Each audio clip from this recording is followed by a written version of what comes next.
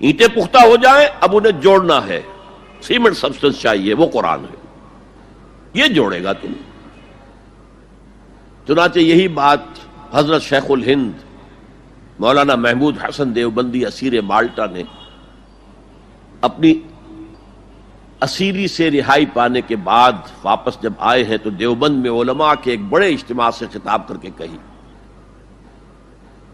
مولانا مفتی محمد شفیع رحمت اللہ علیہ وہ خود موجود تھے اس میں، بڑے بڑے علماء، مولانا حسین احمد مدنی رحمت اللہ علیہ، شبیر احمد عثمانی رحمت اللہ علیہ، مولانا اشرف علی تھانوی رحمت اللہ علیہ، مولانا انور شاہ کاشمیری رحمت، بڑا مجمع، اور کہا حضرت شیخ الہند نے ہم نے تو اپنی اسیری کے 4 سالوں کے دوران جتنا غور کیا تو ہماری اس وقت کی امت کی زبوں حالی کے 2 سبب سامنے آئے۔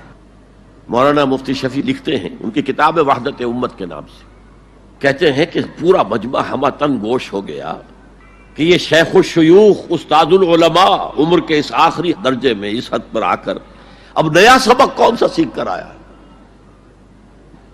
تاکہ ہمیں تو اس کے 2 سبب معلوم ہوئے، ایک ہمارا قرآن کو ترک کر دینا، لفظ نوٹ کیے، ترک کر دینا، اور دوسرا ہمارے آپس کے اختلافات۔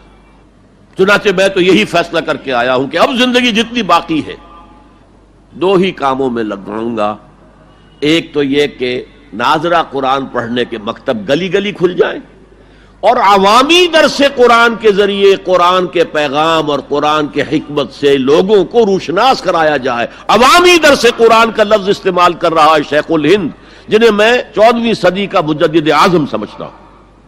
اور نمبر 2 یہ کہ آپس کے اختلافات کو حوالہ دی جائے۔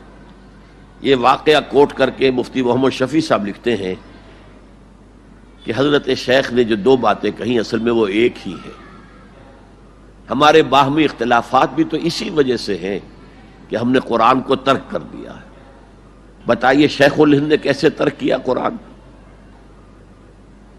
مولانا مدنی نے کیسے ترک کر دیا قرآن؟ کیا مطلب اس ترک کرنے کا؟ حال تو یہ ہے کہ مولانا مدنی رحمت اللہ علیہ، حالانکہ وہ تو گرفتار نہیں ہوئے تھے، وہ تو والنٹریلی اپنے شیخ کی خدمت کے لیے گئے ہیں ساتھ، اور اس حد تک ان کی وفاداری اور ان کی خدمت گزاری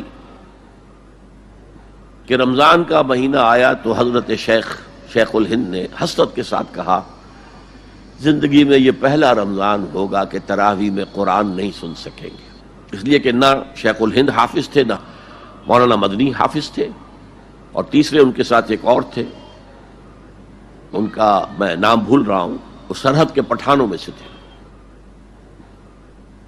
کوئی حافظ نہیں تھا۔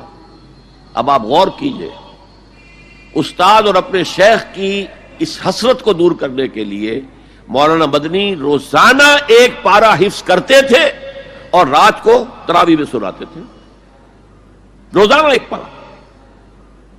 اور یہ انہونی بات نہیں ہے، جب ساری زندگی قرآن ہی سے شغف رہا ہے تو وہ ہے تو صحیح ذہن میں، اب صرف ان کے لنکس ملانے ہیں آپس میں، اور کیا ہے؟ اصل میں قرآن کو ترک کرنے کا مطلب کیا ہے؟ وہ اصل میں ایک اور بہت بڑے عالم دین کی بات سنیے آپ، مولانا سید انور شاہ کاشمیری رحمت اللہ علیہ، جو دیوبند سے آ کر آپ کے قریب میں ڈابھیل میں انہوں نے مدرسہ قائم کیا تھا۔ وہ ایک مرتبہ قادیان میں ایک جلسہ علماء کیا کرتے تھے ہر سال رد قادیانیت کے لیے، تو ایک سال اسی طرح وہاں علماء جمع تھے۔ اب جس نے یہ واقعہ بیان کیا ہے اس کا نام میرے ذہن میں اس وقت نہیں ہے، کہ میں صبح مولانا انور شاہ کاشمیری رحمت اللہ علیہ کی خدمت میں حاضر ہوا تو دیکھا کہ غم کی تصویر بنے بیٹھے ہیں، بہت اداس، غمگین۔ میں نے پوچھا حضرت کیا معاملہ ہے، کوئی خاص سبب ہے؟ فرمایا بھائی کیا سبب ہے، یہ سوچ رہا ہوں کہ اپنی زندگی عمر ضائع کر دی۔ میں نے کہا حضرت آپ نے زندگی ضائع کر دی، عمر ضائع کر دی؟ آپ نے علم، بیہقی وقت کہلاتے ہیں انور شاہ کاشمیری، جیسے امام بیہقی تھے، محدث اور فقیہ دونوں اعتبارات سے بلند، تو آپ نے پڑھنے پڑھانے میں، سیکھنے سکھانے میں ساری عمر گزار دی، تو آپ کی زندگی ضائع کیسے؟ کہنے لگے ہم نے سارا زور اسی پر رکھا کہ ثابت کر دیں کہ شافعی کی رائے صحیح نہیں ہے، ہماری رائے صحیح ہے۔ اسی کے لیے دلائل، اسی کے لیے بحثیں، اسی کے لیے لمبی چوڑی جو ہے ہمارے ہاں نشستیں منعقد ہوئیں مدارس کے اندر. حالانکہ اللہ کے ہاں یہ ہم سے سوال نہیں ہوگا. گمراہیاں طرح طرح کی پھیل رہی ہیں اور ہم ان بحثوں میں لگے ہوئے. حالانکہ زیادہ سے زیادہ یہ کہا جا سکتا ہے کہ قول اصحابنا ثواب محتمل الخطا، اور جو قول دوسروں کا ہے وہ خطا ہے محتمل الثواب.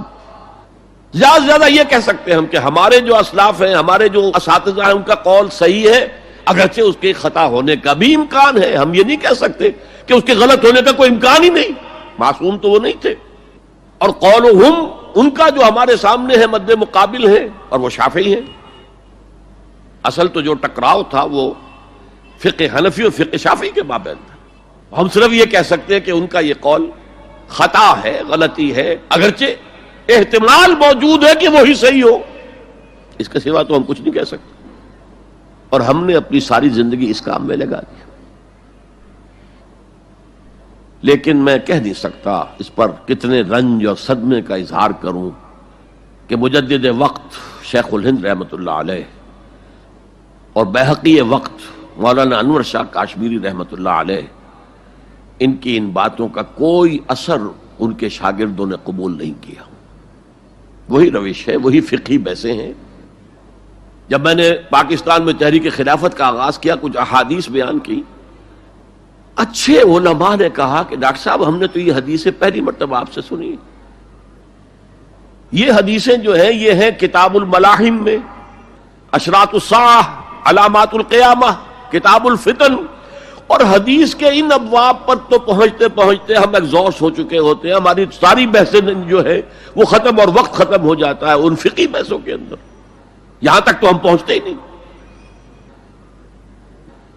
بہرحال دوسرا نقطہ جیسا کہ میں نے عرض کیا، پہلا اینٹیں پکاؤ، مضبوط کرو. یا ایھا الذین آمنوا اتقوا اللہ حق تقاتہ ولا تموتن الا وانتم مسلمون. اور دوسرا ان کو جوڑنے کے لیے قرآن کو ایز اے سیمنٹ سبسٹنس استعمال کرو. واعتصموا بحبل اللہ جميعا ولا تفرقوا واذکروا نعمت اللہ علیکم اذ کنتم اعداء فالف بین قلوبکم فاصبحتم بنعمتہ اخوانا وکنتم علی شفا حفرۃ من النار. تم تو تباہی آگ کے گڑھے کے کنارے تک پہنچ گئے تھے، گرا چاہتے تھے. فانقذکم منہا، تو اللہ نے اسے تمہیں نکالا ہے. کذالک یبین اللہ لکم آیاتہ لعلکم تہتدون. اسی طرح اللہ تعالیٰ تمہارے لیے اپنی آیات کی تبیین کر رہا ہے، وضاحت کر رہا ہے، تاکہ تم ہدایت حاصل کر سکو.